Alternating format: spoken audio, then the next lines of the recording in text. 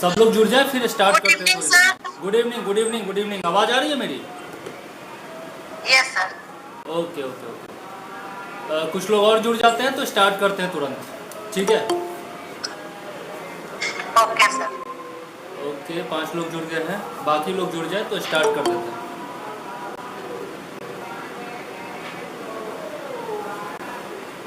6 लोग हो गए हैं। बस 2 से 3 मिनट और वेट करते हैं, उसके बाद स्टार्ट कर देते हैं, ठीक है?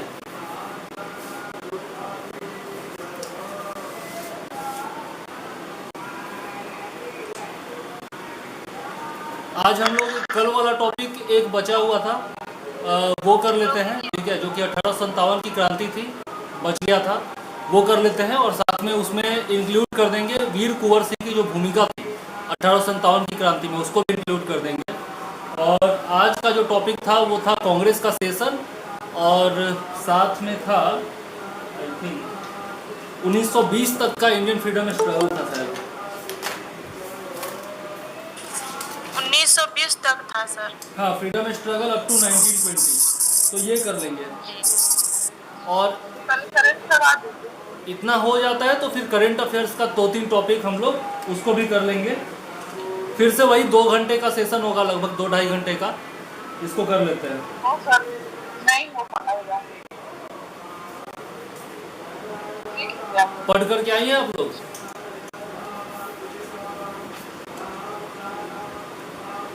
टॉपिक्स पढ़ी हैं आप लोग? जी सर, जी सर। ओके, ठीक है, फिर 2 मिनट और वेट करते हैं।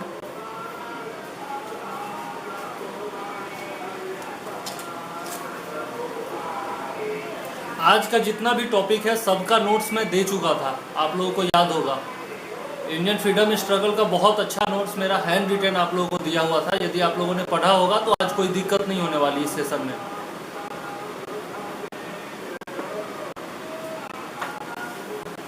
क्योंकि उसी नोट से मैं रिवीजन भी कराऊंगा आज।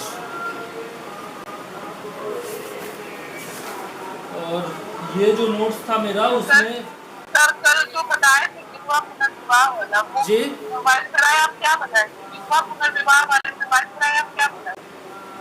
थोड़ा सा मैम जोर से बोलेंगे, एक्चुअली बगल में एक पूजा चल रहा है तो वहाँ का आवाज़ आ रहा है थोड़ा।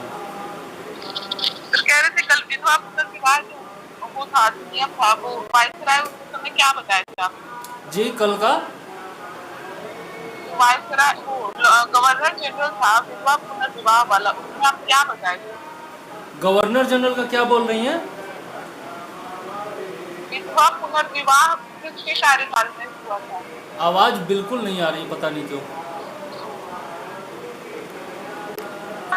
उसका लॉर्ड कैनिंग था शायद। किसका किसका? विधवा पुनर्विवाह, विधवा पुनर्विवाह था।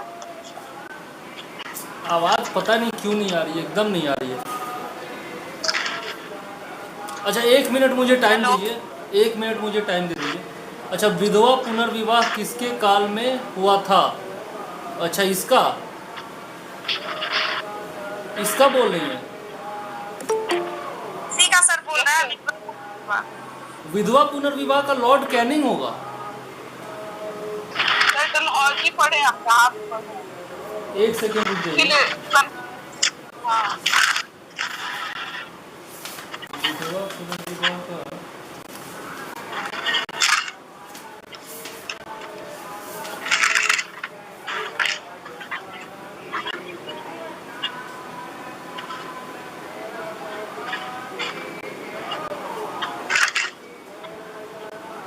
हाँ सही है, 1856 है तो लॉर्ड कैनिंग ही होगा, एकदम सही है। तो कल हम लोग क्या पढ़े थे? क्या? नहीं, 1856 में हुआ था तो ये लॉर्ड कैनिंग ही होगा, एकदम सही है।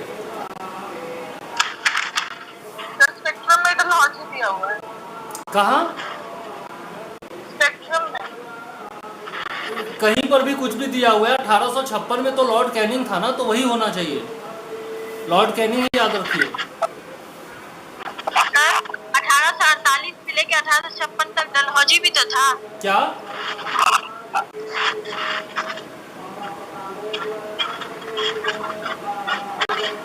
छप्पन में अठारह सौ बात अड़तालीस से लेके 1856 तक था ना डलहौजी, तो वो भी तो हो सकता है क्योंकि बहुत जगह पे उसका मंथ क्लियर करना पड़ेगा। एक सेकंड रुक जाइए।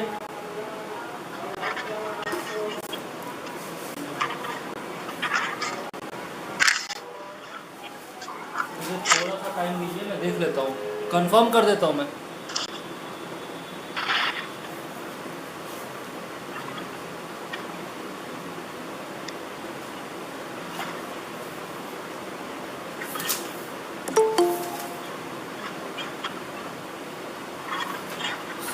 हाँ ठीक है, उसके बाद कैनिंग आया है, सही बात है। थोड़ा सा मुझे टाइम दीजिए ना।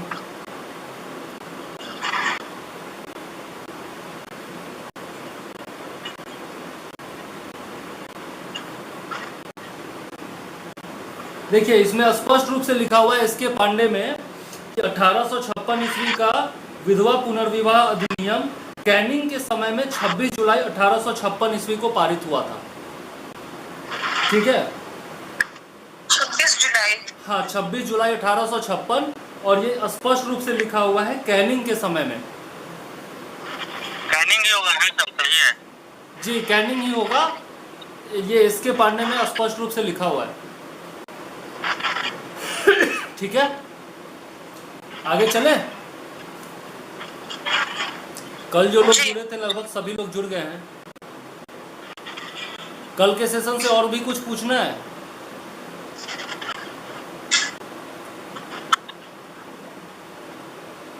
कल के सेशन से किसी को और भी कोई डाउट है? नहीं सर। नहीं सर। चलिए ठीक है, तो फिर 1857 की क्रांति में हम लोग चलते हैं। ओके,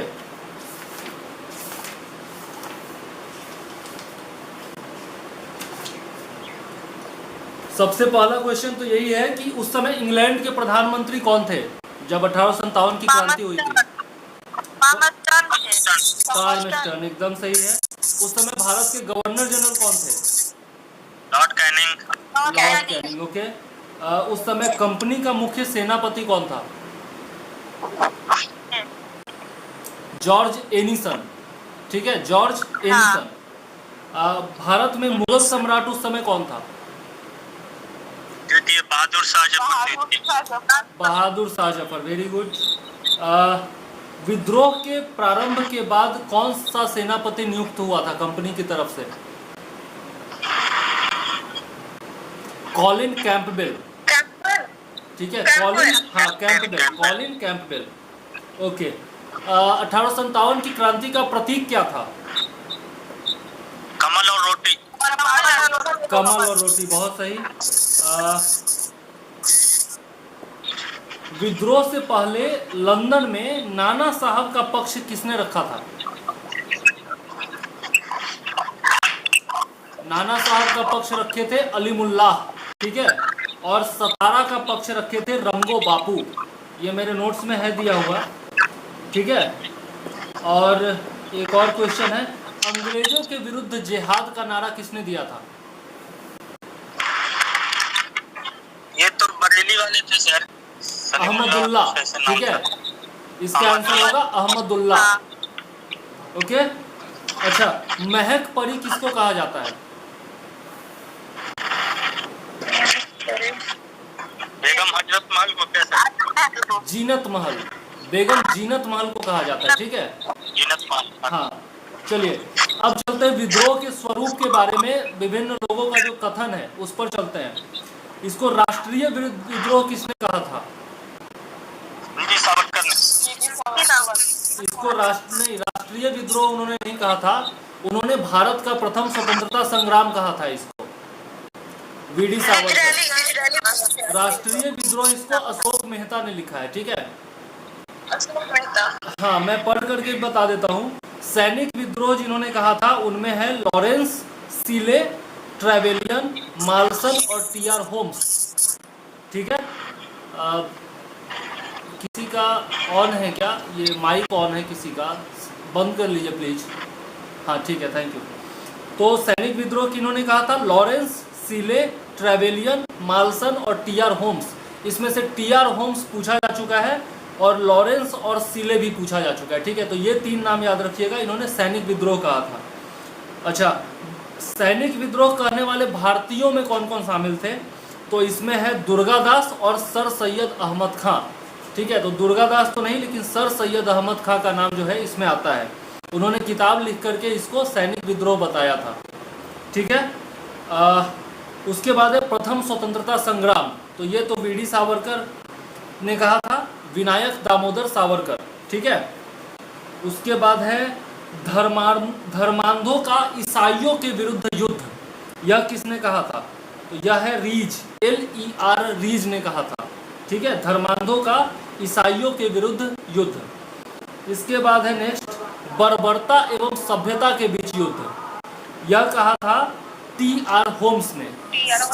ठीक है, नेक्स्ट है हिंदू मुस्लिम षड्यंत्र का परिणाम।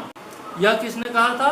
सर जेम्स आउटरम और W टेलर। ये दोनों नाम बहुत फेमस है, आउटरम भी और टेलर भी। तो याद रखिएगा, इन दोनों ने कहा था हिंदू मुस्लिम षड्यंत्र का परिणाम था 1857 का विद्रोह। ओके, उसके बाद RC मजूमदार बहुत बड़े इतिहासकार हुए हैं। उन्होंने कहा था यह न तो प्रथम, न राष्ट्रीय और न ही राष्ट्रीय स्वतंत्रता संग्राम था। ठीक, और ये सब जो कथन है ना डायरेक्टली पूछा जा चुका है, इसलिए याद रखना होगा। ये सब मैंने जो नोट्स दिया है उसमें लिखा हुआ है, तो आप लोग जरूर रिवाइज कर लीजिएगा एक बार। ठीक है, उसके बाद है यह राष्ट्रीय विद्रोह था न कि सिपाही विद्रोह। यह कहा है बेंजामिन डिज़रायली ने। ठीक है, उसके बाद और ये बाकी इंपॉर्टेंट नहीं है, ये 4-5 जो कथन है ये ज़्यादा इंपॉर्टेंट है। समझ में आया? चलिए अब देखते हैं 1857 के विद्रोह पर बहुत सारी पुस्तकें लिखी गई हैं, तो उनमें जो कुछ इंपॉर्टेंट पुस्तकें हैं उनके बारे में बता देता हूँ। 1857 ये किताब लिखा है SN सेन ने। ठीक है, SN सेन ने लिखा है, 1857 किताब का नाम है। उसके बाद है सर सैयद अहमद खान ने किताब लिखा था, उसका नाम था an essay on the cause of Indian revolt. ठीक है, an essay on the cause of the Indian revolt, ये लिखा था सर सैयद अहमद खान ने। इन्होंने इसको सैनिक विद्रोह माना था और प्रथम भारतीय थे जिन्होंने इसको सैनिक विद्रोह माना था और इसके ऊपर किताब लिखा था, तो ये याद रखिएगा। उसके बाद है the great rebellion. The great rebellion किताब लिखा था अशोक मेहता ने। ठीक है, और उन्होंने इसको राष्ट्रीय विद्रोह माना था। नेक्स्ट है वीडी सावरकर की पुस्तक का नाम पूछा जाता है, तो उसका नाम है द इंडियन वार और इंडिपेंडेंस। ये निश्चित तौर पर याद रखिएगा, बहुत फेमस किताब है और वीडी सावरकर के बारे में चूंकि वो चर्चा में रहते हैं तो इसलिए याद रखिएगा। नेक्स्ट है the sepoy mutiny and the rebellion of 1857, और एक और किताब है ब्रिटिश पैरामाउंट्सी एंड इंडियन रेनेसेंस। ठीक है, इंडियन रेनेसेंस, ये दोनों किताबें लिखी हैं RC मजूमदार ने। ठीक है, पहला है the sepoy mutiny and the rebellion of 1857 और दूसरा है ब्रिटिश पैरामाउंट्सी एंड इंडियन रेनेसेंस। ये दोनों किताब लिखा है किसने? RC मजूमदार ने। नेक्स्ट है एक और किताब जो इम्पोर्टेंट है वो है रिबेलियन 1857 अ सिम्पोजियम। ये किताब लिखा है किसने? पूरन चंद्र जोशी ने, और ये मार्क्सवादी थे, ये भी याद रखिएगा। पूरन चंद्र जोशी, जिनकी किताब है रिबेलियन 1857 अ सिम्पोजियम। ओके, बाकी और दो तीन किताब है लेकिन वो ज़्यादा इम्पोर्टेंट नहीं है। अच्छा, एक बात और याद रखना है, सरकार ने इतिहासकार को नियुक्त किया था 1857 का इतिहास लिखने के लिए। उनका नाम था SN सेन। 1857 में उनकी नियुक्ति की गई थी और 1957 में ये किताब जो है वो प्रकाशित हुआ था। सरकारी इतिहासकार का नाम याद रखना जरूरी है, SN सेन। ठीक है, तो ये सारी किताबें थी। अब आते हैं कुछ कथन हैं जो कि इम्पोर्टेंट है, कुछ विदेशियों के कथन हैं और कुछ इंडियंस हैं उनके कथन हैं, तो इस पर चर्चा कर लेते हैं। जेड रॉबर्ट्स ने कहा था वर्ष 57 का विद्रोह सिपाही विद्रोह मात्र था।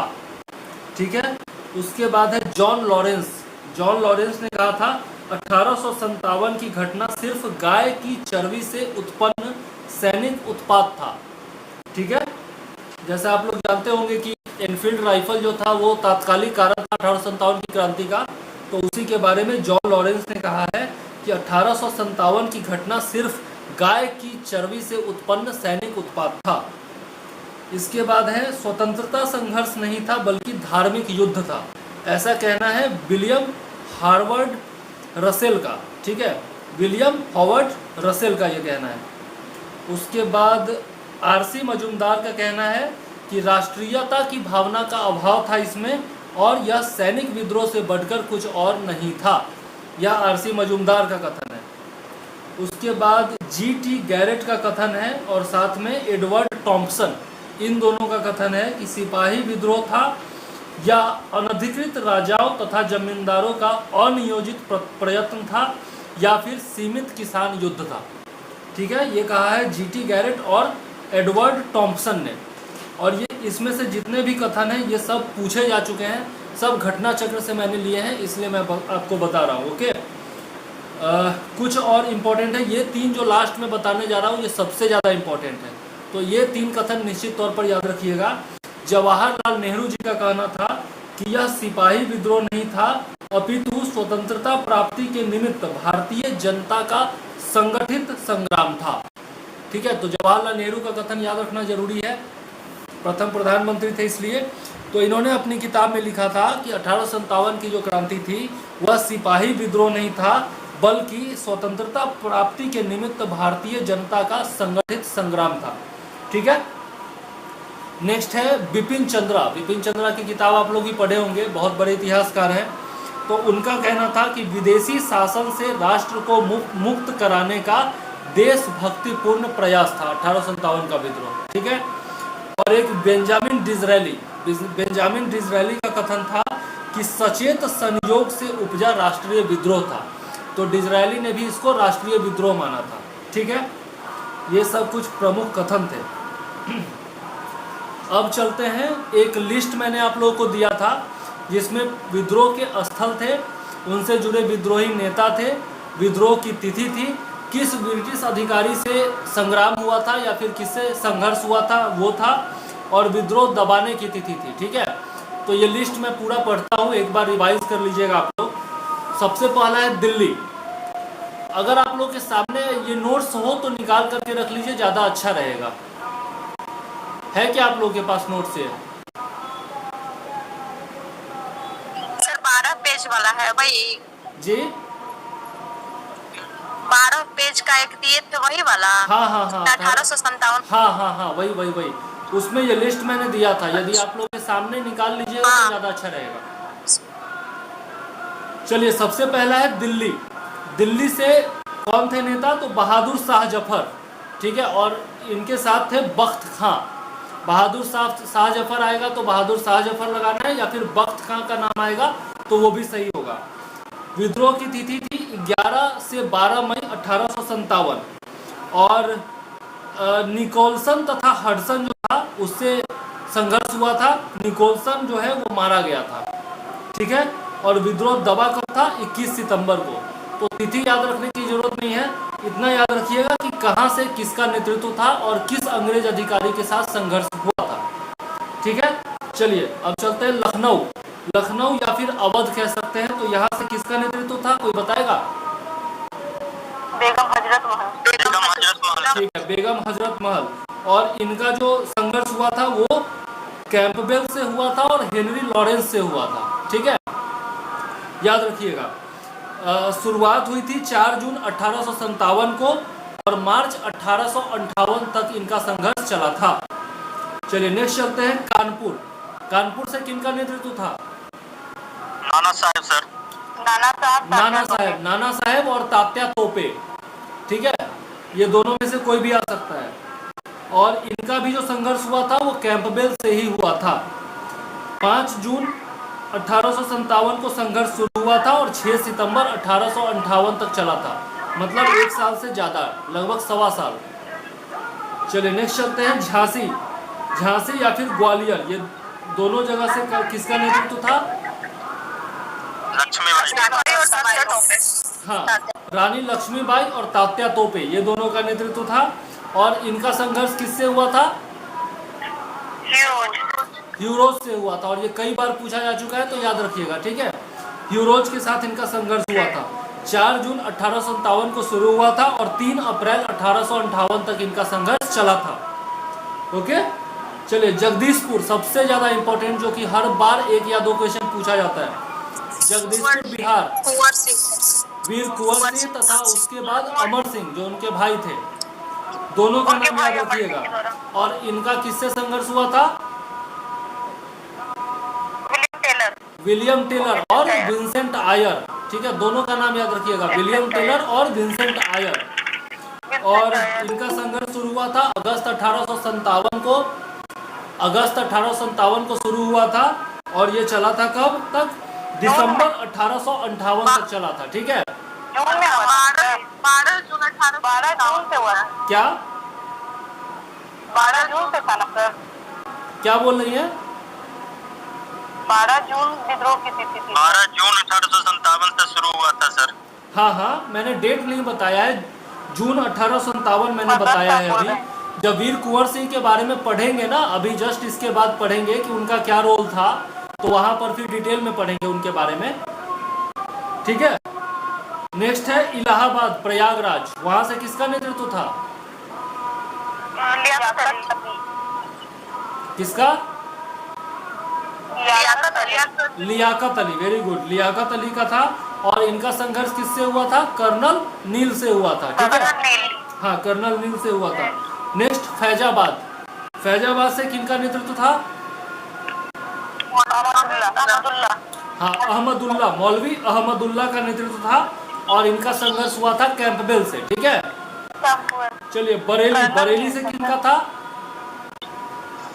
खान बहादुर खान। हाँ, खान बहादुर खां, बरेली से खान बहादुर खां का नेतृत्व था और इनका भी संघर्ष हुआ था कैंपबेल से ही, ठीक है। हाँ, चलिए नेक्स्ट फतेहपुर, फतेहपुर से किसका था नेतृत्व? अजीमुल्ला। Azimullah, very good. अजीमुल्ला का संघर्ष किससे हुआ था? जनरल रेनर्ड, जनरल रेनर्ड से हुआ था, ठीक है। इसमें से दिल्ली इंपॉर्टेंट है, लखनऊ या फिर अवध इंपॉर्टेंट है, कानपुर है, झांसी है, जगदीशपुर है और फैजाबाद है, ये सब जगह इंपॉर्टेंट है। ओके, सबका याद रख लीजिएगा और इससे क्वेश्चन निश्चित तौर पर पूछा जाएगा। क्या यूपी वाले में ज्यादातर कैंपवेल ही रहे हैं, एक जगह यूरोस है और एक जगह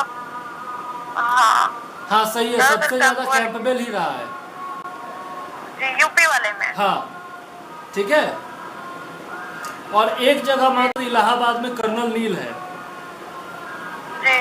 चलिए अब थोड़ा सा देख लेते हैं अन्य प्रमुख केंद्र जो थे, विद्रोह के अन्य प्रमुख केंद्र जो थे और उनके वहां से जिनका नेतृत्व था वो देख लेते हैं। फैजाबाद में क्या बोल रही है? कैंपवेल थे, फैजाबाद में कैंपवेल। हाँ, फैजाबाद में कैंपबेल थे, ठीक है। तो बाकी जगह जो नेतृत्व हुआ था वो थोड़ा सा देख लेते हैं एक बार, हो सकता है पूछ दे। तो गोरखपुर से गजाधर सिंह, ठीक है। फर्रुखाबाद से नवाब तफजल हुसैन, सुल्तानपुर से शहीद हसन, संभलपुर से सुरेंद्र साई, हरियाणा से राव तुलाराम, असम से कंदरपेश्वर सिंह और मनीराम दत्ता, उड़ीसा से सुरेंद्र शाही और उज्जवल शाही, कुल्लू से राजा प्रताप सिंह और वीर सिंह, राजस्थान से जयदयाल और हरदयाल, मथुरा से देवी सिंह और कदम सिंह और मंदसौर से शहजादा फिरोज शाह, ठीक है। वैसे ये सब ज़्यादा पूछा नहीं गया है लेकिन फिर भी एक बार देख लीजिएगा तो कोई हर्जा नहीं है। अब जो आपका पहले पूछा गया है 1857 की क्रांति से जितना फैक्ट पूछा गया है वो एक बार देख लेते हैं। लगभग 20-25 फैक्ट है और इसमें से एक एक फैक्ट आपको याद होना चाहिए, ठीक है। तो चलते हैं। दिसंबर 1856 ईस्वी में पुरानी लोहे वाली बंदूक ब्राउन बेस की जगह नए एनफील्ड राइफल के प्रयोग का निर्णय लिया गया था, जो कि इसका तात्कालिक कारण था। तो नया वाला राइफल तो याद रहता है एनफील्ड राइफल, पुराना वाला जो राइफल था उसका नाम था ब्राउन बेस, ठीक है, याद रखिएगा। ओके, चलिए मंगल पांडे जो थे वो किस बटालियन के थे? तो मंगल पांडे 34वीं बंगाल नेटिव इन्फेंट्री के 6वीं कंपनी के सैनिक थे और ये जो थे प्रथम विद्रोही सैनिक थे। ठीक है, और ये रेजिमेंट कब भंग किया गया था? 29 मार्च को भंग कर दिया गया था। ओके, और मंगल पांडे के जो कमांडिंग अधिकारी थे उनका क्या नाम था? हैरसे। ठीक है, याद रखिएगा। मंगल पांडे के बटालियन का नाम निश्चित तौर पर याद रखिएगा, 34वीं इन्फेंट्री। ओके, हाँ, निश्चित तौर पर याद रखना है। अच्छा, नेक्स्ट है, क्रांति की शुरुआत कब हुई थी? 29 मार्च 10 मई 1857 को। ठीक है, 10 मई 1857 को शुरू हुई थी मेरठ से। और कब हुई थी? तो 10 मई को घटना क्या घटी थी? तो तीसरी कैवेलरी रेजिमेंट ने चर्बी युक्त कारतूस छूने से इनकार कर दिया था। ठीक है, तो याद रखिएगा, क्रांति की शुरुआत 10 मई 1857।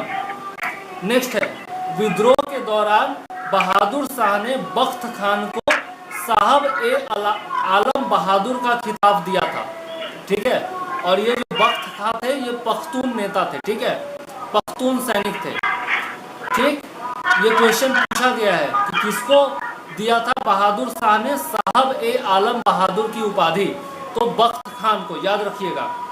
और इन्होंने कंपनी की तरफ से प्रथम अंग्रेज अफगान युद्ध में भाग लिया था, बख्त खान ने। ठीक है, आगे चलते हैं। बहादुर शाह द्वितीय ने खान बहादुर को वायसराय के पद पर नियुक्त किया था।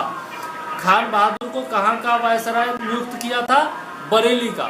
ठीक है, ये भी पूछा जा चुका है, याद रखिएगा। नेक्स्ट, महारानी लक्ष्मीबाई का समाधि स्थल कहाँ है?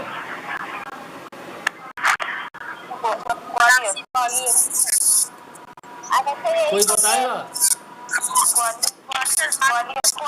ग्वालियर में। वेरी गुड, ग्वालियर में महारानी लक्ष्मीबाई का समाधि स्थल है। इनका जन्म कहाँ हुआ था? वाराणसी में जन्म हुआ था और मृत्यु ग्वालियर में हुई थी।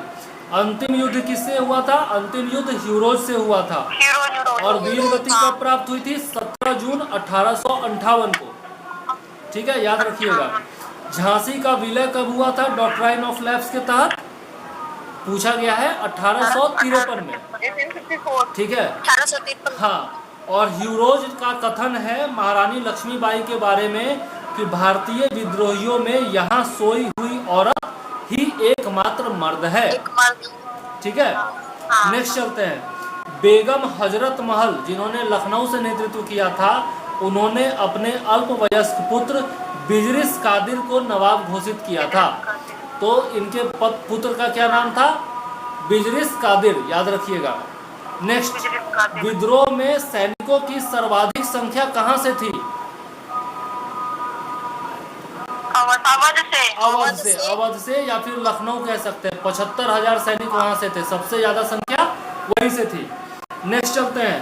नाना साहेब, जिन्होंने कानपुर से नेतृत्व संभाला था, उनके कमांडर इन चीफ या सेनापति या फिर सलाहकार कौन थे? तात्या तोपे थे। ठीक है, तात्या तोपे का ओरिजिनल नाम क्या था? रामचंद्र पांडुरंग। Very good. और सलाहकार कौन थे इनके? नाना साहब के सलाहकार थे अजीमुल्लाह। ठीक है, अजीमुल्लाह। नाना साहब को धोखा किसने दिया था? मान सिंह ने धोखा दिया था। ठीक है, मान सिंह ने धोखा दिया था नाना साहब को, और इसको पकड़ करके शिवपुरी लाया गया था और 18 अप्रैल 1859 को फांसी दी गई थी। ठीक है, चलते हैं वीर कुंवर सिंह के बारे में थोड़ा सा देख लेते हैं। वीर कुंवर सिंह जो थे वो जगदीशपुर बिहार से नेतृत्व किए थे और वहीं के जमींदार थे। ठीक है, आरा जिला पटना के थे ये। ठीक है, क्या तात्या टोपे दिए थे? क्या बोल रहे हैं?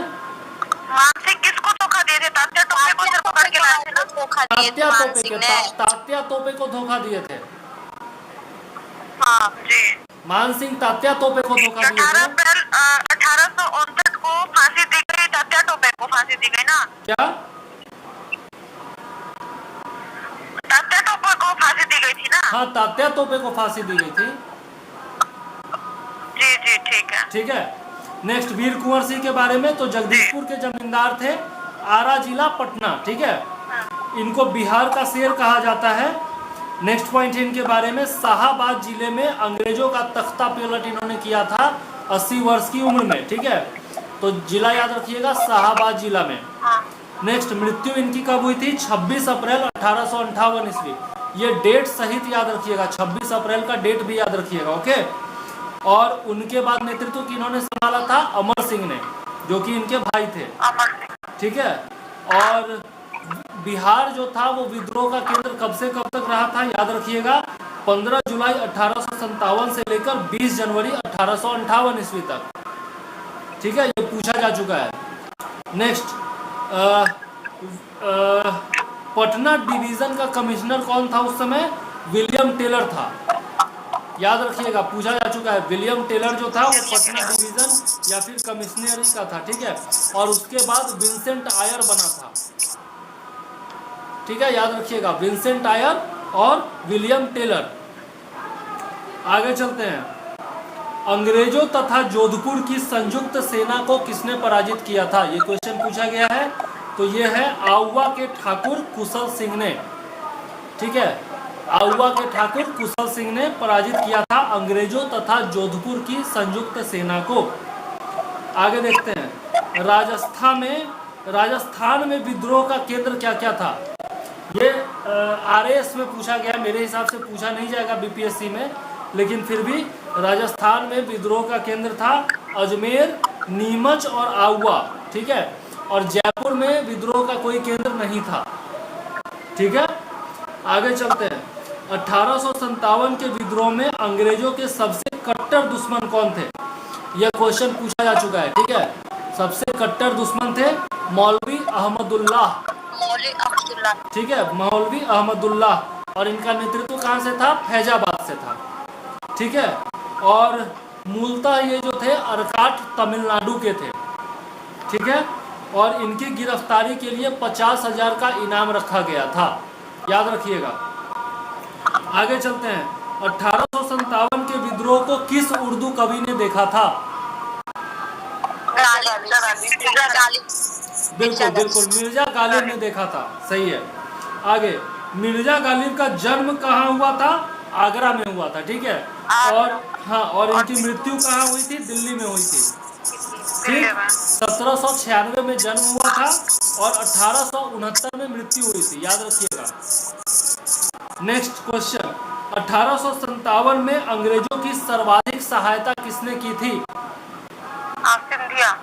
ग्वालियर के सिंधिया ने की थी। ठीक है, और इनका मंत्री जो था दिनकर राव, उसने सर्वाधिक सहायता की थी। ठीक है, याद रखिएगा, दिनकर राव का नाम। आगे, गद्दार कौन था? 1857 की क्रांति में गद्दार कौन था? सालारगंज, हैदराबाद। ठीक है, सालारगंज, हैदराबाद, गद्दार इसको कहा जाता है। क्रांति में भाग किसने नहीं लिया था? तो साहूकारों तथा जमींदारों ने भाग नहीं लिया था। ठीक है, याद रखिएगा, साहूकारों तथा जमींदारों ने भाग नहीं लिया था। वीर कुंवर सिंह जो थे वो एक्सेप्शन थे। ठीक है, और ये भी पूछा गया है कि तटस्थ कौन बने रहे थे, मतलब न्यूट्रल कौन बने रहे थे? तो जो शिक्षित वर्ग के लोग थे वो न्यूट्रल बने रहे थे। ठीक है, ये दोनों चीज पूछा जा चुका है, इसलिए याद रखिएगा। ठीक है, चलिए आगे। गद्दारों में कौन कौन शामिल था? तो होलकर इंदौर, ये भी गद्दार थे। सिंधिया ग्वालियर और जोधपुर के राजा, हैदराबाद के निजाम, भोपाल के नवाब, कश्मीर के महाराजा तथा सिख शासक जो कि थे पटियाला, नाभा और जिंद के। ठीक है, और बाकी अन्य जमींदार और सरदार जो थे, इन्होंने गद्दारी का काम किया था। चलिए आगे देख लेते हैं। विद्रोह से अप्रभावित कौन कौन सा क्षेत्र रहा था बिहार का? ये क्वेश्चन पूछा गया है बीपीएससी में। तो बिहार का जो है मुंगेर जिला जो था वो अप्रभावित रहा था। ठीक है, और एक और चित्तौड़ दिया हुआ है जो कि अप्रभावित रहा था। ये भी पूछा गया है क्वेश्चन। अच्छा, नेक्स्ट है, विद्रोह के प्रमुख केंद्र कौन कौन थे? तो प्रमुख केंद्र में जो है आपका झांसी है, जगदीशपुर है और लखनऊ है। ठीक है, झांसी, जगदीशपुर और लखनऊ जो था वो विद्रोह का प्रमुख केंद्र था। और बिहार में यदि प्रमुख केंद्र देखें, जो कि बीपीएससी के लिहाज से बहुत इंपॉर्टेंट है, तो इसमें है आरा, दानापुर, गया, पटना, मुजफ्फरपुर और शाहाबाद। ठीक है, एक बार और पढ़ देता हूँ। आरा, दानापुर, गया, पटना, मुजफ्फरपुर और शाहाबाद, बिहार से ये सब प्रमुख केंद्र थे। ठीक है, सर नेतृत्व करने वाले बस वही थे, क्या बोल रही हैं? कुंवर सिंह ही थे। नेतृत्व करने वाले इतने जगह बिहार से। कुंवर सिंह ही थे, बिहार से। क्या बोल रही है? एक्चुअली आप लोग बिहार से, जी बोलिए। बिहार से बस ये कुंवर सिंह ही नेतृत्व किए थे। कुंवर सिंह और अमर सिंह, और पटना ये सब जो बोले हैं, हर जगह से कुंवर सिंह ही थे। नहीं, हर जगह से नेतृत्व नहीं किए थे, लेकिन बाकी जगह से नेतृत्वकर्ता का नाम आज तक पूछा नहीं गया है। ठीक है, और किसी किताब में देता भी नहीं है। तो वीर कुंवर सिंह और अमर सिंह, यहीं से क्वेश्चन पूछा पटना जाता से जो है। एक लाख थे पीर अली और गया क्या हैदर अली, ये तो दिया जाता है। पीर अली या फिर अली बंधु का नाम जो है ना, वो वहाबी आंदोलन से जोड़ करके देखा जाता है। संतान की क्रांति में भी शायद पीर अली का था। क्या बुक सेलर जो थे, क्या बोल रही हैं? 57 की क्रांति में भी शायद पीर अली का कुछ था। हाँ, उस समय भी आता है, उस समय भी नाम आता है, लेकिन पूछा नहीं गया है। यदि पूछा जाए तो दे सकती हैं। वैसे पटना से भी अगर पूछा जाता है तो वीर कुंवर सिंह का ही नाम दीजिएगा। तो शाहबाद मतलब कितने डिस्ट्रिक्ट है अभी उसमें? शाहबाद जो पहले था, जो पहले का शाहबाद जिला था, अभी का उसमें कितने डिस्ट्रिक्ट मतलब हो गए ये हैं? पटना में ही आता है ये सब। सर यदि पटना का रहेगा, सर पटना का रहेगा और ये वीर कुंवर सिंह भी रहेगा को देंगे। अगर वीर कुंवर सिंह ऑप्शन में रहेगा तो वीर कुंवर सिंह ही मारिएगा। सर ठीक है। अगर आरा और पटना दोनों ऑप्शन में रहेगा तो? क्या? आरा और पटना दोनों ऑप्शन में रहेगा तो? तब आरा दीजिएगा। आरा, तब आरा। हाँ, तब आरा या फिर जगदीशपुर रहेगा तो जगदीशपुर। ठीक है, वीर कुंवर सिंह के बारे में थोड़ा सा पढ़ लेते हैं हम लोग। ये भी नोट्स आप लोगों को दिया था मैंने, आधुनिक बिहार का इतिहास जो पार्ट 2 दिया था, उसमें ये दिया हुआ है। ठीक है, तो सबसे पहला पॉइंट है, बिहार में 1857 की क्रांति जो है वो शुरुआत कहाँ से हुआ था? तो रोहिणी गांव से हुआ था, देवघर जिला, जो कि अभी झारखंड में है। तो ये रोहिणी गांव का नाम याद रखिएगा। 7 से 12 जून को शुरुआत हुई थी बिहार में क्रांति की। ठीक है, सैनिकों के विद्रोह से। और वहाँ पर जो है रोहिणी में 32वीं इन्फेंट्री रेजिमेंट का मुख्यालय हुआ करता था। ठीक है, याद रखिएगा, 32वीं इन्फेंट्री रेजिमेंट, रोहिणी गांव, देवघर जिला से शुरुआत। ठीक है, आगे इस विद्रोह में लेफ्टिनेंट नॉर्मन लेस्ली और सर्जन डॉक्टर ग्रांट को मार डाला गया था। ठीक है, और विद्रोह को कुचला किसने था? तो विद्रोह को दबाया था मेजर मैकडोनाल्ड ने। ठीक है, आगे है 3 जुलाई, यहाँ पर आ गया 3 जुलाई 1857 ईस्वी को गुरहट्टा मोहल्ला पटना सिटी के पुस्तक विक्रेता पीर अली के नेतृत्व में अंग्रेजों के विरुद्ध संघर्ष शुरू हुआ था। ठीक है, यही पीर अली का नाम ले रही थी ना? जी।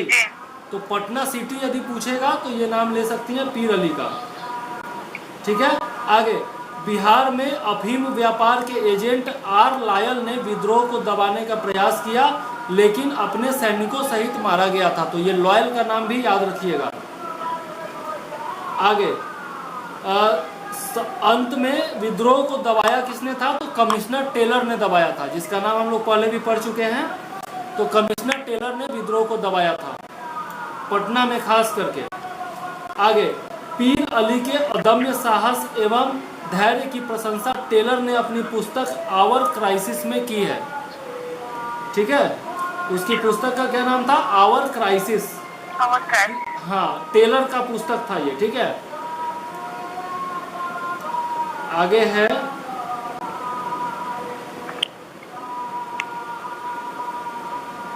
25 जुलाई 1857 ईस्वी को दानापुर में 3 रेजिमेंटों के सैनिक विद्रोही हो गए थे और उन्होंने शाहाबाद जिला पहुंचकर जगदीशपुर के जमींदार बाबू कुंवर सिंह के साथ मिलकर विद्रोह प्रारंभ किया था। कब? 25 जुलाई 1857 ईस्वी, ठीक है, दानापुर में सैनिक विद्रोह हुआ था, ठीक है। 30 जुलाई को सरकार ने सारण, तिरहुत, चंपारण और पटना जिले में सैनिक शासन लागू कर दिया था। नेक्स्ट पॉइंट है, भागलपुर में विद्रोह जो है वो अगस्त माह में फैला था।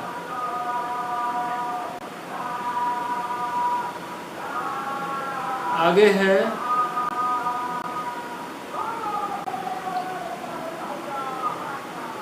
कुंवर सिंह का भी जो पहला संघर्ष हुआ था वो कमिश्नर टेलर से ही हुआ था, ठीक है।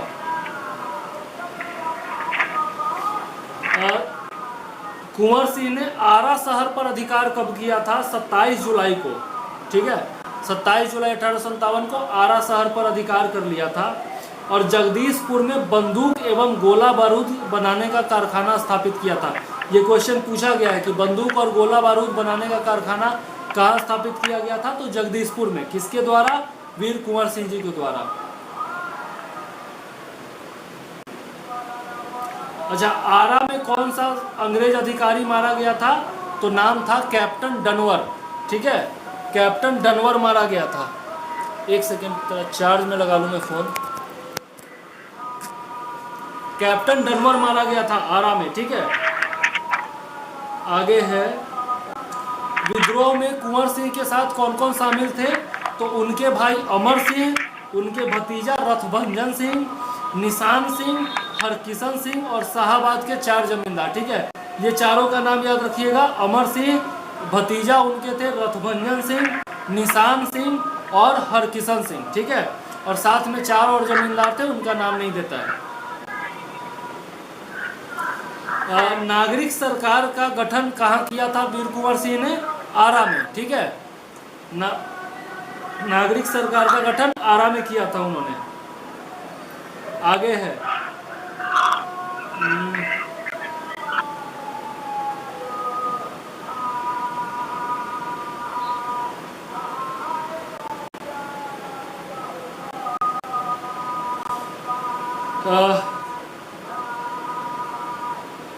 जगदीशपुर से बचकर के वो सासाराम होते हुए रोहतास पहुंचे थे और वहां उनको रामगढ़ बटालियन के सैनिकों का साथ मिला था। इन सैनिकों का साथ लेकर के वो लखनऊ पहुंचे, जहां पर नवाब ने उन्हें शाही पोशाक, हजारों रुपए तथा आजमगढ़ के किले का फरमान देकर के विदा किया था, ठीक है। तो ये क्वेश्चन पूछा जा सकता है कि जगदीशपुर से बच करके वो कहाँ पहुँचे थे? तो लखनऊ पहुँचे थे, ठीक है। और वहाँ पर उनको शाही पोशाक और कुछ पैसे और आजमगढ़ किले का फरमान दिया गया था। फिर उन्होंने नाना साहब के साथ मिलकर कानपुर की लड़ाई में हिस्सा लिया था और 29 नवंबर 1857 को कानपुर में कब्जे के समय नाना साहब और तात्या तोपे के साथ वीर कुंवर सिंह भी डिविजनल कमांडर बने थे।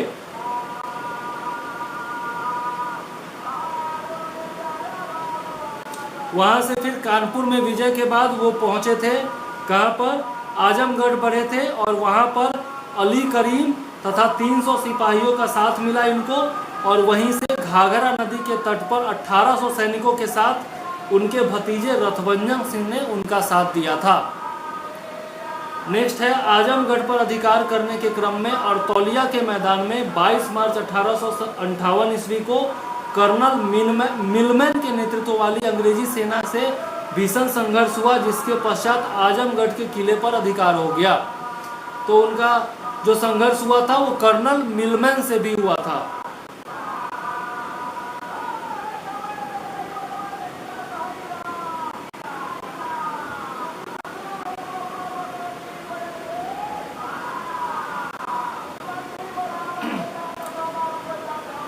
डगलस के नेतृत्व में अंग्रेजी सेना ने आक्रमण किया था जब वो गंगा नदी पार कर रहे थे, ठीक है।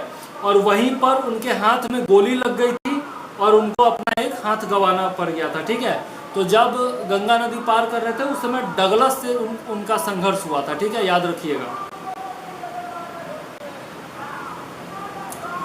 22 अप्रैल 1858 ईस्वी को अपने गांव जगदीशपुर पहुंचे थे और वहां पर कैप्टन ली ग्रांट के नेतृत्व में यहां पर उनसे संघर्ष हुआ था। ठीक है, ली ग्रांट का नाम याद रखिएगा, बहुत इंपॉर्टेंट है, पूछा जा चुका है। और फिर जो है 25 अप्रैल 1858 ईस्वी को इनकी शहादत हो गई थी, ये भी याद रखना है। 25 अप्रैल 1858 निश्चित तौर पर याद रखना है।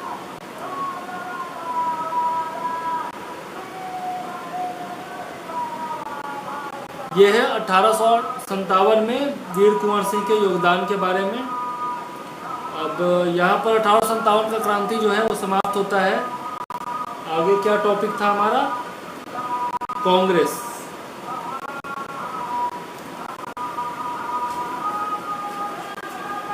थोड़ा सा 2 मिनट का ब्रेक ले लीजिए सर। बोलते बोलते मेरा गला खराब हो जाएगा। आज बगल में इतना जोर से गाना बजा रहा है ना कि आवाज़ आप लोगों की बिल्कुल सुनाई नहीं दे रही, इसलिए मुझे भी जोर से बोलना पड़ रहा है।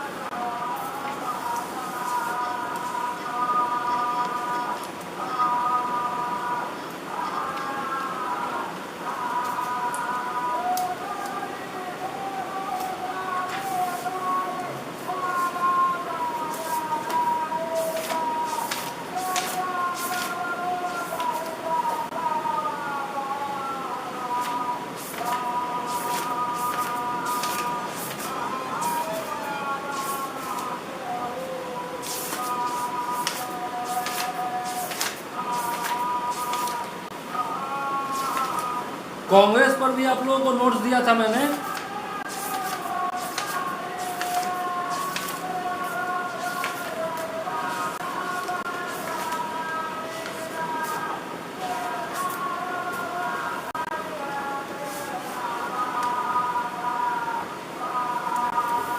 चलिए कांग्रेस पर चलते हैं।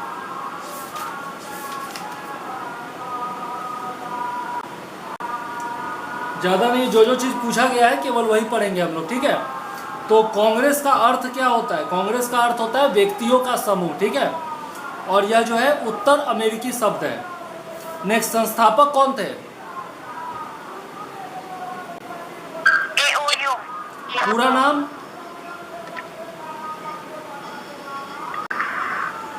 सर पूरा नाम तो पूरा नाम पूछा जा सकता है, ठीक है। एलन ऑक्टेवियन ह्यूम, ठीक है। हाँ, एलन ऑक्टेवियन ह्यूम याद रखिएगा।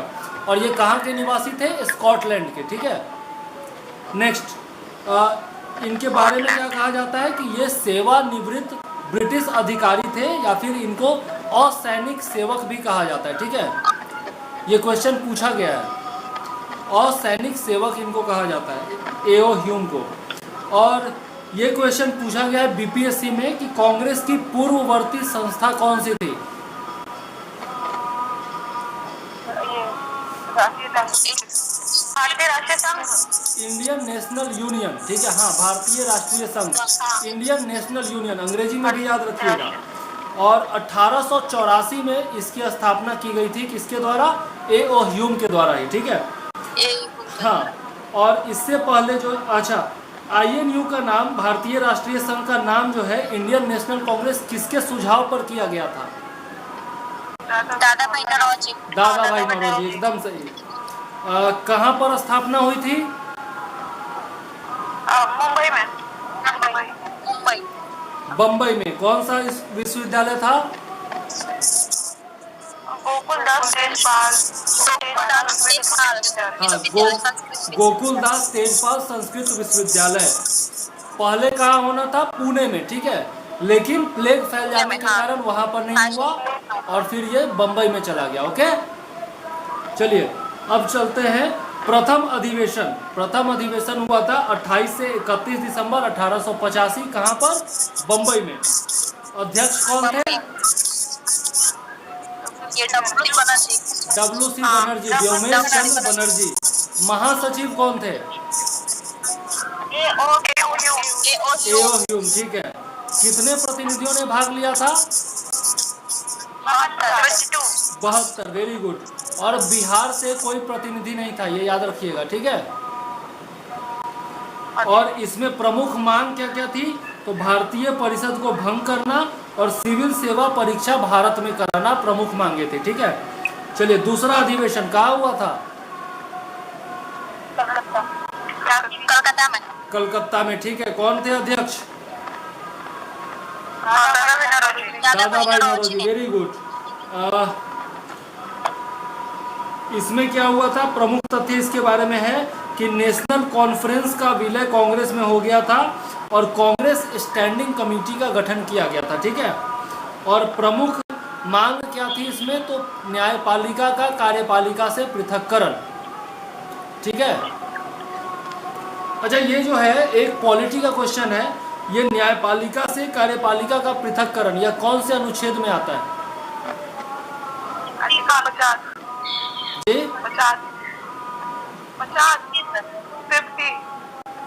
अनुच्छेद 50। आर्टिकल 50 है। ठीक है, आर्टिकल 50। चलिए नेक्स्ट, तीसरा अधिवेशन कहाँ हुआ था? मद्रास में। ठीक है, 607 प्रतिनिधि भाग लिए थे और अध्यक्ष कौन थे? प्रथम मुस्लिम अध्यक्ष बदरुद्दीन तैयब जी, और यह प्रथम मुस्लिम अध्यक्ष भी थे, याद रखिएगा। ठीक है, हाँ। और प्रमुख तथ्य है इसके बारे में कि आर्म्स एक्ट का विरोध किया गया था, सैनिक कॉलेजों की स्थापना की मांग की गई थी और असम कुली एक्ट का विरोध किया गया था। ठीक है, अब चलते हैं प्रमुख अधिवेशन, उसके अध्यक्ष, वर्ष, स्थान और प्रमुख मांग। एक साथ ये लिस्ट मैंने दिया था, उसको मैं रिवाइज करा देता हूँ। ठीक है, चौथा अधिवेशन 1888 ईस्वी इलाहाबाद में हुआ था। जॉर्ज यूल थे इसके अध्यक्ष, जो कि प्रथम यूरोपीय अध्यक्ष थे। ठीक है, जॉर्ज यूल। हाँ, और इसमें पहली बार लाला जी शामिल हुए थे। लाला लाजपत राय पहली बार चौथे अधिवेशन में शामिल हुए थे। उद्योग तथा तकनीकी शिक्षा के विकास की मांग इसमें की गई थी। नेक्स्ट, पांचवा अधिवेशन ये हुआ था 1889 ईस्वी में बम्बई में। ठीक है, और इसमें अध्यक्ष थे विलियम बेडनबर्ग। ठीक है, विलियम बेडनबर्ग इसके अध्यक्ष थे और इसमें लगान नीति में सुधार की मांग की गई थी। नेक्स्ट, छठा अधिवेशन 1890 में कलकत्ता में हुआ था और इसके अध्यक्ष थे फिरोज शाह मेहता और इसमें कादम्बिनी गांगुली, कलकत्ता विश्वविद्यालय की प्रथम महिला स्नातक का इसमें संबोधन हुआ था। तो यहाँ पर क्वेश्चन हो सकता है, कलकत्ता विश्वविद्यालय की प्रथम महिला स्नातक कौन थी? कादम्बिनी गांगुली थी। ठीक है, और इनका संबोधन हुआ था छठे अधिवेशन में, जो कि कलकत्ता में हुआ था, जिसके अध्यक्ष कौन थे? फिरोज शाह मेहता थे। आगे इसके बाद बहुत सारा अधिवेशन हुआ, लेकिन इम्पोर्टेंट नहीं है। जो इम्पोर्टेंट है वो है 22वां अधिवेशन। 22वां अधिवेशन हुआ था 1906 ईस्वी में। ठीक है, 1906 ईस्वी 22वां अधिवेशन, और यह 12 साल कलकत्ता में हुआ था, जिसके अध्यक्ष थे दादा भाई नौरोजी। याद रखिएगा, 1906 ईस्वी 22वां अधिवेशन, दादा भाई नौरोजी अध्यक्ष, 12 साल कलकत्ता में हुआ था और इसमें स्वराज की स्पष्ट शब्दों में मांग की गई थी और साथ में स्वदेशी आंदोलन को मंजूरी दी गई थी। ठीक है, नेक्स्ट, 23वां अधिवेशन कहाँ हुआ था? 1907 में सूरत में हुआ था और बहुत ही फेमस अधिवेशन है, जिसके अध्यक्ष थे रास बिहारी घोष, और इसमें कांग्रेस का प्रथम बार विभाजन हुआ था 1907 ईस्वी में। और किसमें विभाजन हुआ था? तो नरमपंथी और गरमपंथी दोनों अलग अलग हो गए थे। ठीक है, आगे 27वां अधिवेशन 1911 ईस्वी कलकत्ता में हुआ था और इसके अध्यक्ष थे बिशन नारायण धर। 27वां अधिवेशन कलकत्ता 1911, और इसमें जन गण मन का प्रथम बार गायन हुआ था। ठीक है, हिंदी में गायन, सर्वप्रथम जन गण मन का हिंदी में प्रथम बार गायन 1911 ईस्वी में हुआ था कलकत्ता में। 1911 में यह अधिवेशन हुआ था, जो कि 27वां अधिवेशन था। ठीक है, 24 जनवरी 1950 को जन गण मन को राष्ट्रगान के रूप में अपनाया गया था, ये याद रखिएगा। ठीक है, बहुत इंपॉर्टेंट है। आगे 28वां अधिवेशन हुआ था 1912 में बांकीपुर में और इसके अध्यक्ष थे R.N. मधोलकर, R.N. मधोलकर, याद रखिएगा। ठीक है, नेक्स्ट चलते हैं 32वां अधिवेशन। 32वां अधिवेशन हुआ था लखनऊ में 1916 में। क्वेश्चन, हेलो क्या सर, क्वेश्चन पूछता है तो 27वां अधिवेशन पूछता है, बांकीपुर पटना वाला। हाँ, इसीलिए यहाँ पर मैंने इसीलिए इसको इंक्लूड कर दिया, बांकीपुर पटना वाला। ठीक है, R.N. मधोलकर इसके अध्यक्ष थे। क्या 28वां अधिवेशन नहीं देता है, 27वां अधिवेशन पूछता है, कहाँ हुआ था 27वां अधिवेशन। हाँ, तो ये बांकीपुर दीजिएगा, बांकीपुर दीजिएगा, 1912 में हुआ था। हाँ, ठीक है, नेक्स्ट तो सर आगे बांकीपुर चले। वाला 28वां है ना? क्या नहीं, वो 27वां है। नहीं, वो 27वां करके ही पूछता है बांकीपुर वाला। बांकीपुर वाला कभी कभी पूछ देता है। पूछा है 27वां है कि 28वां है? क्या बांकीपुर वाला 27वां है या 28वां है? कहीं 27वां देता है, कहीं 28वां देता है। ठीक है, मैंने जो लिखा हुआ है वो 28वां लिखा हुआ है, 1912 बांकीपुर। लोसन पर भी 28वां दिखा रहा है। कहाँ पर? लेकिन क्वेश्चन बीपीएससी 27वां करके पूछा था। अरे दूसरे बीपीएससी का हर साल 4-5 क्वेश्चन गलत ही होता है। 27वां में सर है 1911 में कलकत्ता अधिवेशन, जिसमें पहली बार जनगण मन गाया गया था। क्या चीज? 27वां में दिखा रहा है 1911 का कलकत्ता अधिवेशन, जिसमें पहली बार जनगण मन गाया गया था। वही मैं कह रहा हूँ, बीपीएससी का हर साल 4-5 क्वेश्चन गलत होता है। ठीक है, तो आप लोग 28वां ही याद रखिए, बांकीपुर वाला। ठीक है, और सबसे ज्यादा जो इम्पोर्टेंट है वो है अध्यक्ष। अगर बीपीएससी बोर्ड है ना, वो गलत भी देगा तो उसको सही मानना जाता है। हाँ, तो 27वां को ही सही माना है तो हाँ, वो 27वां को ही सही मानता है, 28वां को नहीं मानता है सर। तो जिस तरह का ऑप्शन रहेगा उस तरीके से मारिएगा ऑप्शन में। हाँ, वो पूछता है कि मतलब 27वां अधिवेशन कहाँ हुआ था कांग्रेस का। हाँ, तो 27वां अधिवेशन पूछ देगा तो बांकीपुर दीजिएगा। हाँ, ठीक है, तो कलकत्ता मारेंगे तो गलत हो जाएगा ना, वहाँ पहली बार जनगण। हाँ, कलकत्ता मत मारिएगा। अगर बीपीएस कहीं और एग्जाम में पूछता है तब आप कलकत्ता मारिएगा, अगर बीपीएससी में पूछता है तो बांकीपुर मारिएगा। ठीक है, ठीक है। कहीं चलिए। और के लिए भी सर बीपीएससी का ऑब्जेक्शन जा सकता है ना? आगे चले। हाँ जी जी। ठीक है, 32वां अधिवेशन बहुत ज़्यादा इम्पोर्टेंट है, 1916 लखनऊ अधिवेशन। ठीक है, यहाँ पर अध्यक्ष कौन थे? अंबिका चरण मजूमदार, और इसमें कांग्रेस का एकीकरण हुआ था। नरम दल और गरम दल एक साथ मिल गए थे और मुस्लिम लीग से समझौता हुआ था यहाँ पर, और इसमें लॉर्ड मेस्टोन शामिल हुए थे। ठीक है, दोनों चीज़ बहुत ज़्यादा इम्पोर्टेंट है कि कांग्रेस का एकीकरण हुआ था और मुस्लिम लीग के साथ समझौता हुआ था।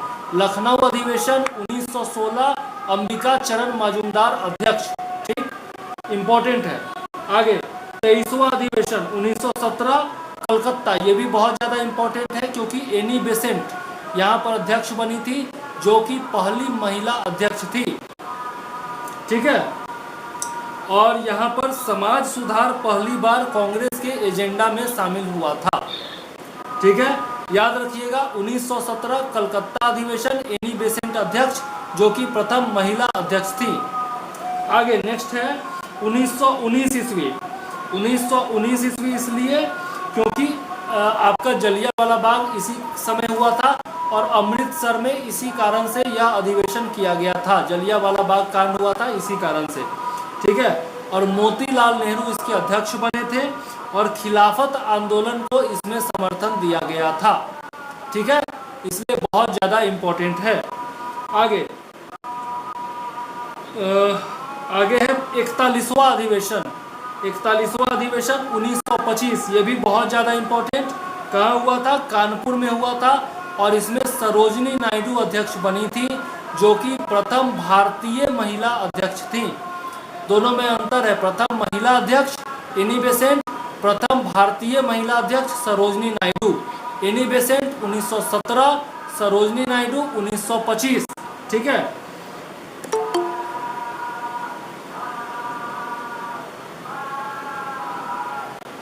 आगे नेक्स्ट चलते हैं। 45वां अधिवेशन बहुत ज्यादा इंपॉर्टेंट, 1929 में लाहौर में कांग्रेस का अधिवेशन, 45वां अधिवेशन। अध्यक्ष कौन थे? जवाहरलाल नेहरू थे और रावी नदी के तट पर यह हुआ था लाहौर में, और इसी में सबसे पहली बार पूर्ण स्वराज की घोषणा की गई थी। और नेक्स्ट ईयर से 26 जनवरी को स्वतंत्रता दिवस मनाने की भी घोषणा की गई थी, इसलिए बहुत बहुत बहुत ज़्यादा इम्पोर्टेंट है। ठीक है, जवाहरलाल नेहरू अध्यक्ष है, यह कई बार पूछा जा चुका है, बहुत बार पूछा जा चुका है, इसलिए याद रखिएगा। ओके, चलिए नेक्स्ट। 46वां अधिवेशन, वल्लभ भाई पटेल अध्यक्ष बने थे, इसलिए बहुत ज़्यादा इम्पोर्टेंट है। 46वां अधिवेशन 1931 में कराची में हुआ था, वल्लभ भाई पटेल अध्यक्ष बने थे और इसमें गांधी इरविन समझौता का समर्थन किया गया था और मौलिक अधिकारों की मांग की गई थी। ठीक है, बहुत ज़्यादा इम्पोर्टेंट है। आगे चलते हैं। 51वां अधिवेशन 1937 फैजपुर। ठीक है, 51वां अधिवेशन 1937 फैजपुर महाराष्ट्र, इसमें भी जवाहरलाल नेहरू अध्यक्ष बने थे और पहली बार कांग्रेस का अधिवेशन किसी गांव में हुआ था, फैजपुर महाराष्ट्र में, याद रखिएगा। 51वां अधिवेशन याद रखने में भी आसानी होगी। नेक्स्ट है, ये भी बहुत ज़्यादा इम्पोर्टेंट है, 52वां अधिवेशन 52वां अधिवेशन 1938, जो कि हरिपुरा में हुआ था, गुजरात में। यहाँ पर सुभाष चंद्र बोस अध्यक्ष बने थे, बहुत बहुत इम्पोर्टेंट, कई बार पूछा जा चुका है, याद रखिएगा।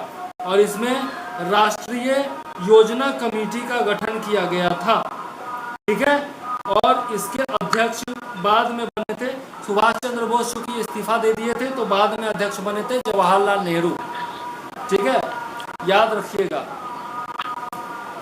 सॉरी, इसमें जो है सुभाष चंद्र बोस ही अध्यक्ष थे हरिपुरा में। ये जो आपका राष्ट्रीय योजना कमेटी था, इसके अध्यक्ष जवाहरलाल नेहरू थे। ठीक है, ये याद रखिएगा, राष्ट्रीय योजना कमेटी जो बनी थी उसके अध्यक्ष जवाहरलाल नेहरू थे। 1938 हरिपुरा अधिवेशन गुजरात में सुभाष चंद्र बोस ही अध्यक्ष थे।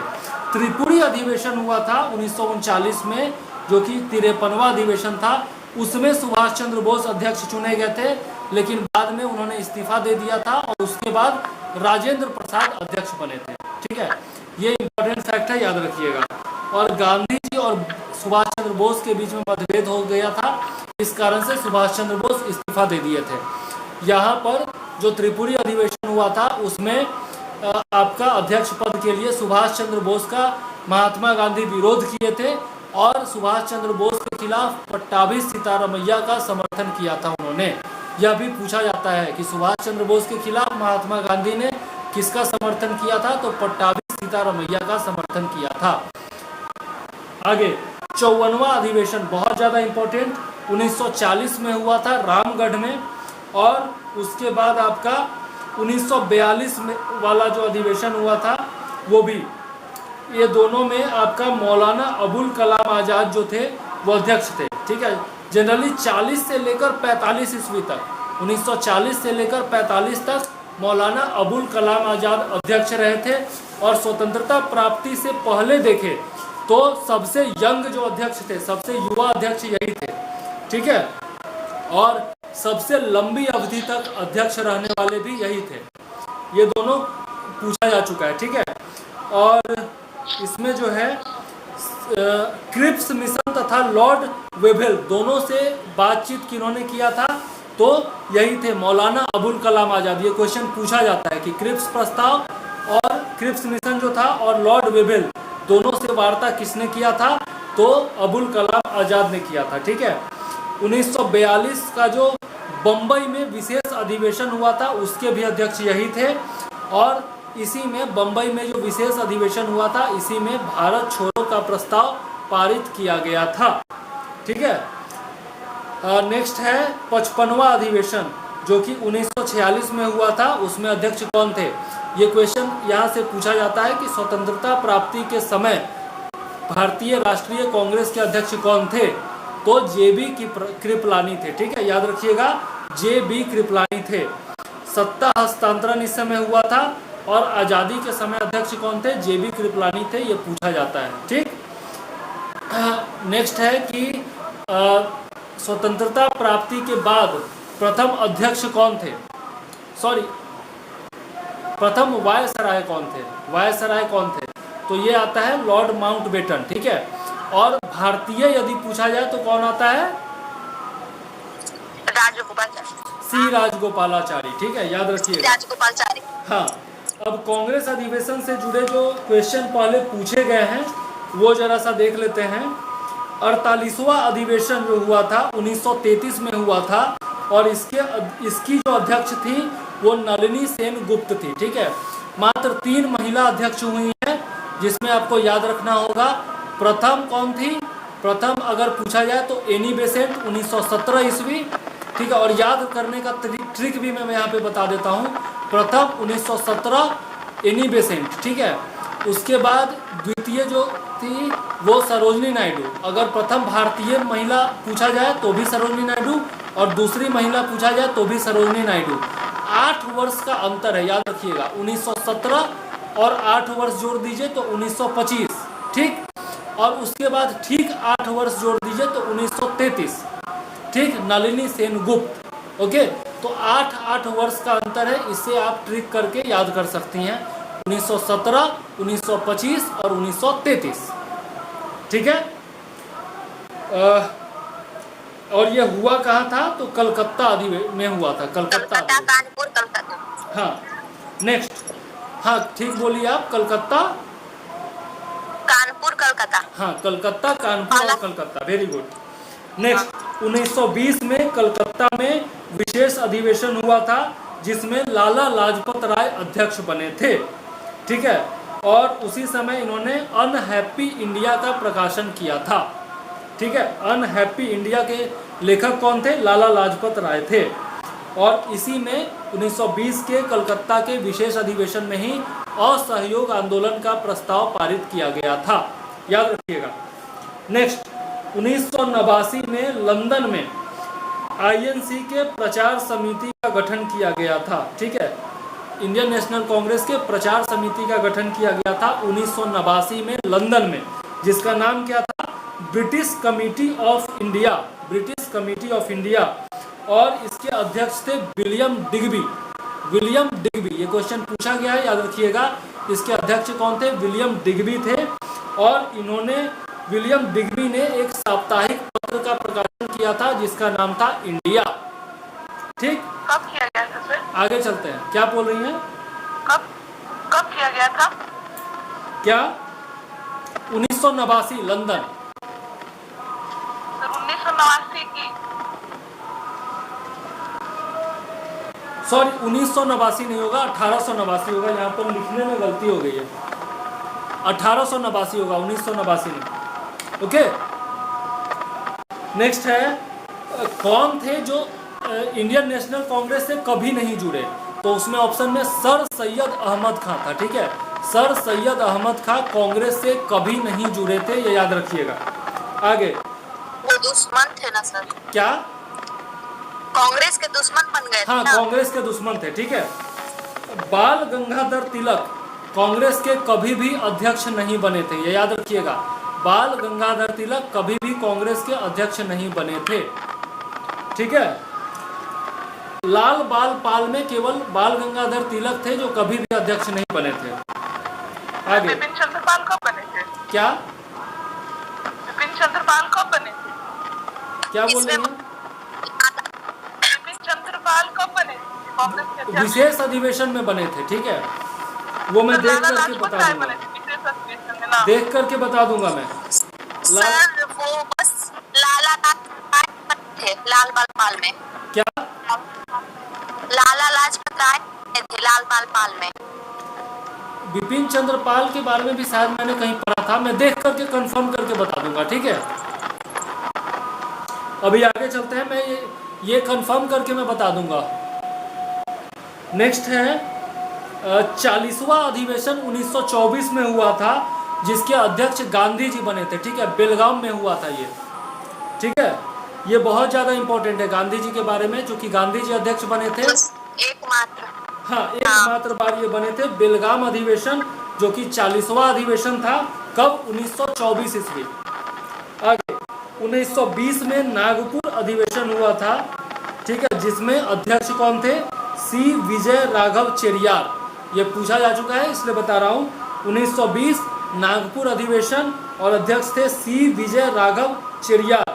1920 में एक विशेष अधिवेशन भी हुआ था, मैंने आपको पहले बताया, जिसमें लाला लाजपत राय अध्यक्ष थे। आगे 1936 के लखनऊ अधिवेशन में जवाहरलाल नेहरू ने भारत की हर समस्या का हल बताया था। किसको? समाजवाद को बताया था। और ये क्वेश्चन बीपीएससी में पूछा जा चुका है, ठीक है, याद रखिएगा। 1936 के लखनऊ अधिवेशन में जवाहरलाल नेहरू ने भारत की समस्त समस्याओं का हल समाजवाद को बताया था।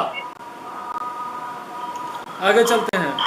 38वां अधिवेशन 1922, 38वां अधिवेशन 1922 जो कि गया में हुआ था, गया में हुआ था, बिहार के लिए बहुत ज़्यादा इंपॉर्टेंट। और इसके अध्यक्ष कौन थे? चित्तरंजन दास थे, ठीक है। गया अधिवेशन 38वां 1922, चित्तरंजन दास अध्यक्ष।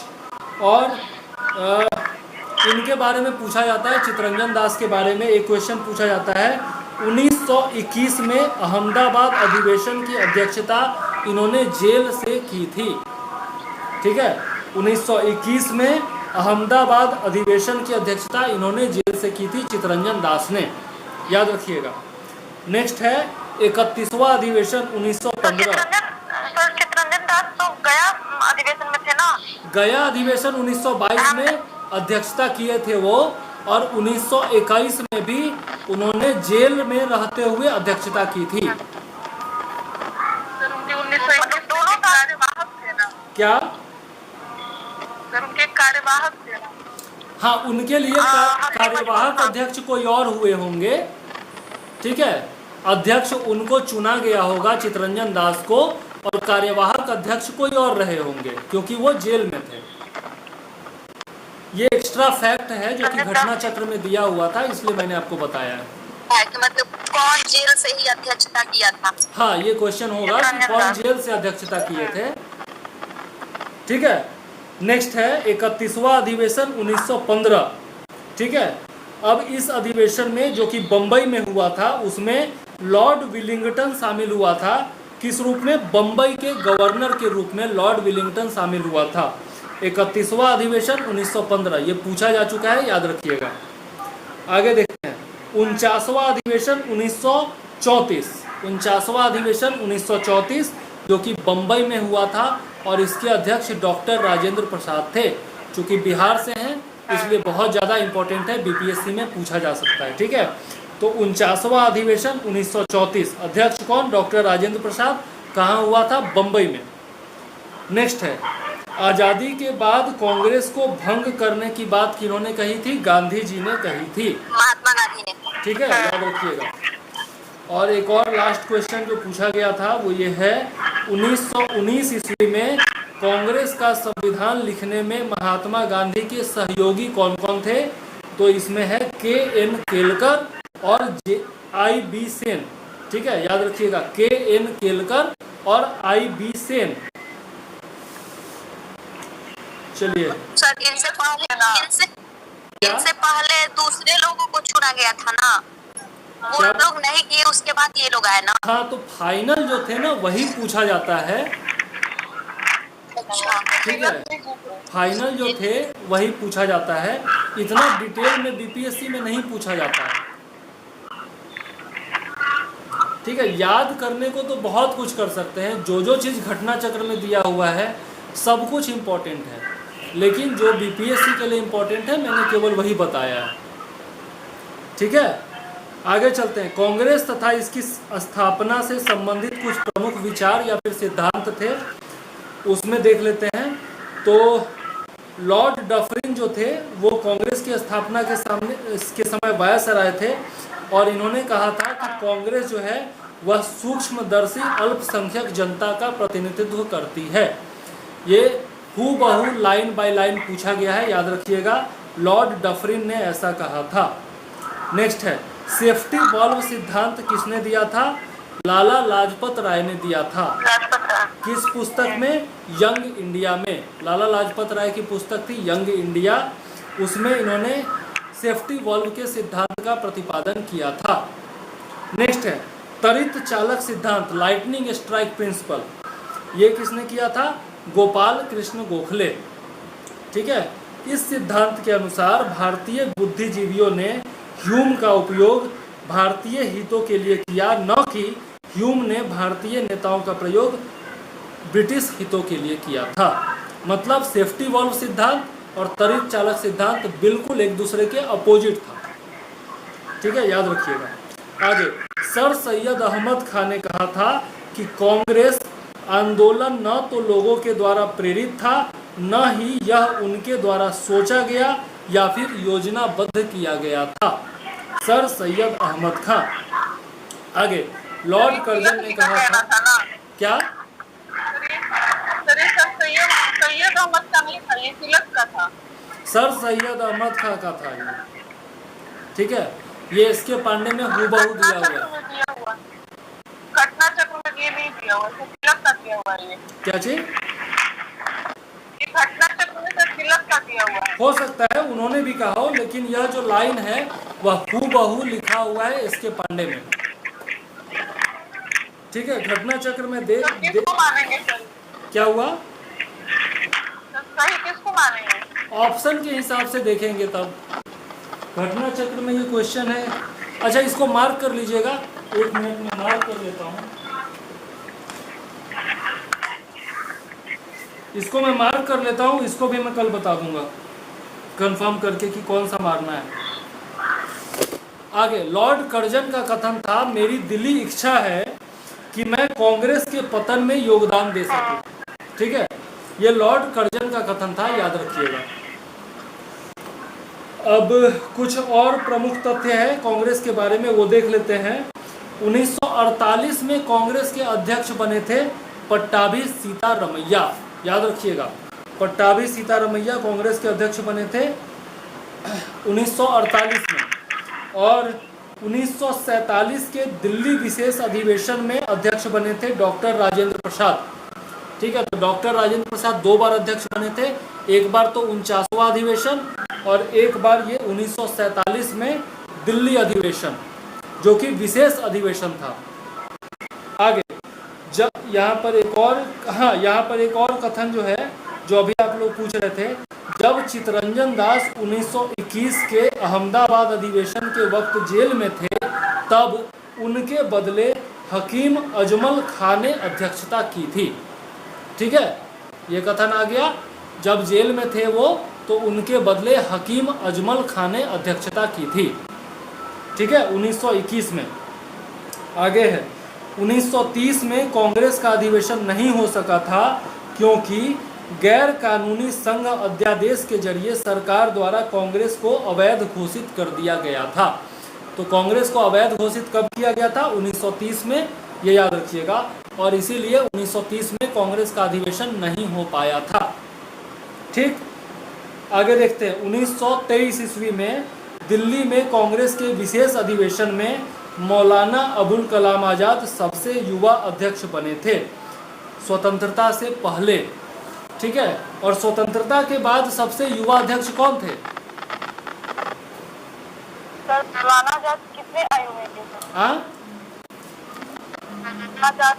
राजीव गांधी। नहीं, मौलाना आजाद आप बोल रहे थे। मौलाना आजाद स्वतंत्रता से पहले। सर उनकी आयु क्या आयु? एज कहीं मैंने देखा नहीं है, वो देखना पड़ेगा।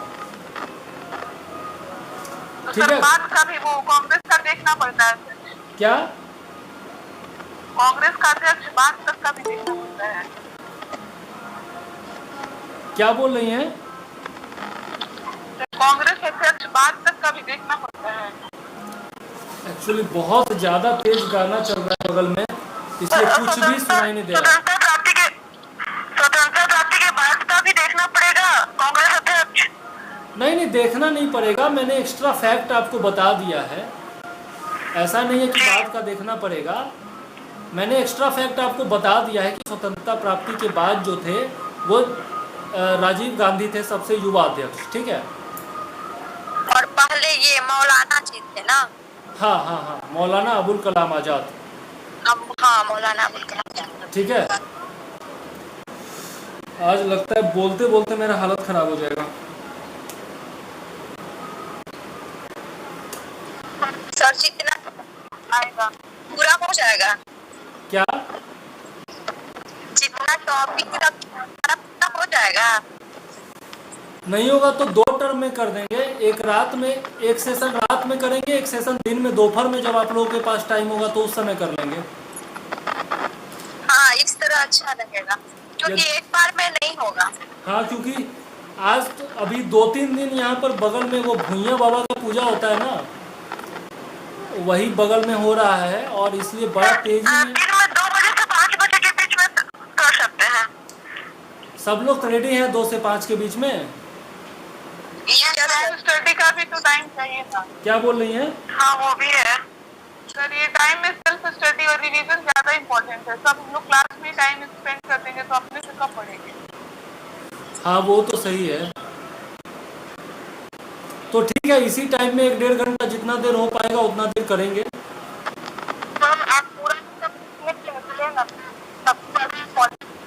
क्या बोल रही हैं?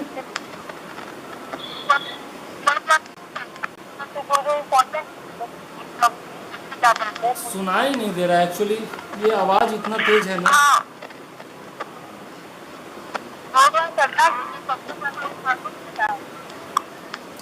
एक काम करते हैं, आज का सेशन यहीं पर समाप्त कर देते हैं, ठीक है?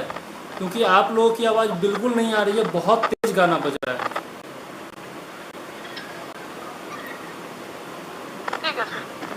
ठीक है, आप लोग जो टॉपिक दिया था ना, जो टॉपिक दिया था उसमें 5 टॉपिक हो चुका है हमारा। कल 3 टॉपिक किए थे और आज 2 टॉपिक किए ना। 5 टॉपिक आधुनिक भारतीय इतिहास का हो गया है, और करेंट अफेयर्स बच जा रहा है थोड़ा सा। एक काम सर करेंट छोड़ दीजिए, हम लोग खुद से ही कर लेंगे, क्योंकि टाइम नहीं मिल पा रहा है। तो ठीक है, तो एक काम करेंगे, करेंट अफेयर्स का जो है ना, जो नोट्स मेरे पास है या फिर जो किताबें मैंने ली है, उसमें जो सबसे बेस्ट टॉपिक है वो सब मैं आप लोगों को फ़ोटो खींच करके और कैम स्कैनर से बना करके मैं दे दूंगा। ठीक है, यदि आप लोग पढ़ना चाहें तो पढ़ लीजिएगा। ठीक है सर। ठीक है, मेरे पास कुछ कोचिंग संस्थान का भी है कुछ नोट्स, वो भी मैं दे दूंगा फ़ोटो खींच करके, जो बेस्ट टॉपिक सब है उसका। लिमिटेड ही दीजिएगा, 1 लाइनर टाइप का, क्योंकि अब बिल्कुल टाइम नहीं है। नोट्स तो बहुत है, लेकिन पढ़ने का समय भी तो होना चाहिए। नहीं, वो जो जितना भी है ना, वो 1 लाइनर है या फिर आपका लिस्ट वाइज है। ठीक है, तो आज यहीं पर रहने देते हैं, कल फिर 8 बजे मिलते हैं। आज या कल में वो डाल दीजिएगा सर। क्या? करेंट का आज या कल में डाल दीजिएगा, करेंट वाला हम कल ही डाल देंगे। बस एक बार हमको कोई, आप में से कोई भी एक बार व्हाट्सएप पर याद दिला दीजिएगा, मैं उसी समय बना करके डाल दूंगा। ठीक है सर आप बहुत जल्दी भूल जाते हैं। क्या हुआ? कोई भी चीज क्या बोल रही हैं? सर को तो बहुत पहले भी बोले थे सर, कभी ऐसा थोड़ी है कि एक बार में सुनते हैं।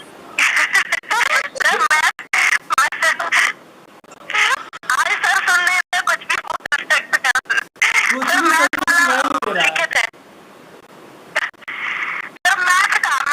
लिख के दिए थे आपको शॉर्ट नोट। कहाँ व्हाट्सएप किए हैं आप? लिखा हुआ है सर, डाली है ग्रुप में। अरे मैं हमेशा कहता हूँ व्हाट्सएप करने के लिए, व्हाट्सएप में पढ़ता रहता हूँ। ग्रुप जो है ना, ग्रुप में मैं नहीं पढ़ता हूँ मैसेज वगैरह आजकल। कर देंगे। हाँ, एक बार बस व्हाट्सएप कर दीजिएगा, मैं कल दोनों का भेज दूंगा, पक्का भेज दूंगा, दोनों का भेज दूंगा। ठीक है?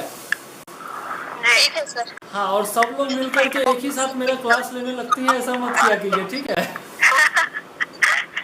नहीं सर, आप बहुत जल्दी भूल जाते हैं। बहुत जल्दी भूल जाते हैं? हाँ। हो सकता है, सकता है नहीं, कोई भी चीज को रखो। हो सकता है उम्र का असर हो रहा होगा। एक तरह का नहीं है। चलिए ठीक है, तो आज का सेशन यहीं पर समाप्त करते हैं। कल फिर मिलते हैं 8 बजे। ओके, और ये व्हाट्सएप जरूर कर दीजिएगा, मैं भेज दूंगा पक्का। ठीक है, चलिए गुड नाइट, जय हिंद, वंदे मातरम। Good night.